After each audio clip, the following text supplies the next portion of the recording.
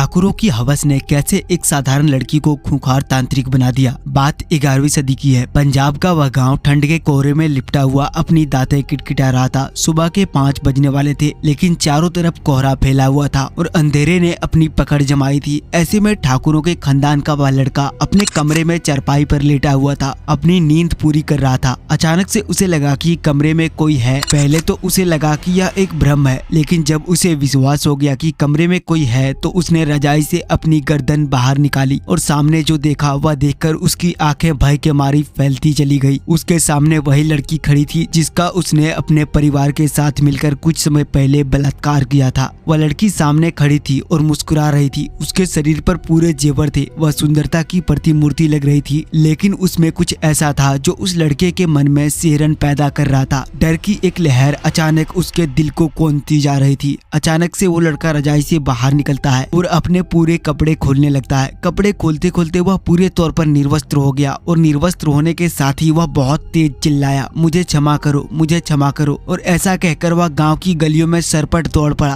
पंजाब का वह गांव कृषि प्रधान था। भले ही वह ठंड की सुबह थी, लेकिन लोग अपने घरों में जग गए थे। जैसे ही उस लड़के की आवाज गलियों में गूंजने लगी तो लोग अपने घरों से बाहर निकल आए। वह लड़का बेतहासा दौड़ता चला जा रहा था। दौड़ते दौड़ते वह गाँव के बाहर मैदान में पहुंचा। लोगों की भीड़ उसके पीछे वहाँ पहुँच गई। किसी को कुछ भी समझ नहीं आ रहा था। उस लड़के को वह लड़की दिखाई दे रही थी, लेकिन पूरे गांव को वहाँ कोई भी लड़की नहीं दिखाई दे रहा था। लड़का मैदान में जाकर रुक गया। उसका पूरा शरीर पसीने से लथपथ था, जबकि ठंड इतनी अधिक थी कि लोगों के दांत कांप रहे थे। लड़का बार बार एक ही बात कहता, मुझे क्षमा करो, मुझे क्षमा करो, मैंने जो गलती की है मुझे माफ करो। अचानक से लड़के की आवाज बंद हो गई। वह शांत खड़ा हो गया। फिर गाँव वालों के सामने ही देखते वह लड़का हवा में 4 फुट ऊपर उठ गया और उसकी गर्दन इस तरह ऐंठ गई जैसे कोई बच्चा खिलौना ऐंठ देता है, और वो अचानक से धड़ाम से गिरा और उसके प्राण पखेरु उड़ गए। वहाँ जुटे गांव वालों के मन में एक डर की लहर दौड़ गई। वे सभी अपने घरों की तरफ तेज कदमों से लौटने लगे। उन सभी के मुंह में एक फुसफुसाहट थी और उस फुसफुसाहट में बार बार एक ही नाम उभर कर सामने आ रहा था, लोना चमारी का। तंत्र मंत्र की दुनिया में लोना चमारी एक जाना माना नाम है। इनके नाम से बहुत सारे साबर मंत्रों की सिद्धि की जाती है, पर एक साधारण लड़की तांत्रिक लोना चमारी बनी कैसे? 11वीं सदी में पंजाब के अमृतसर के आसपास एक छोटा सा गांव था जिसका नाम था चमारी। चमारी गांव में चमार जाति का एक परिवार रहा करता था। अब आपको मैं एक बार फिर से नोटिस करा दूं, मैं बात कर रहा हूं 11वीं सदी की। उस समय इन जातियों की कैसी हालत थी ये तो आपको पता ही होगा। इनके परिवार में एक बड़ी ही सुंदर लड़की थी जिसका नाम था लोना। लोना इतनी सुंदर थी कि कहा जाता था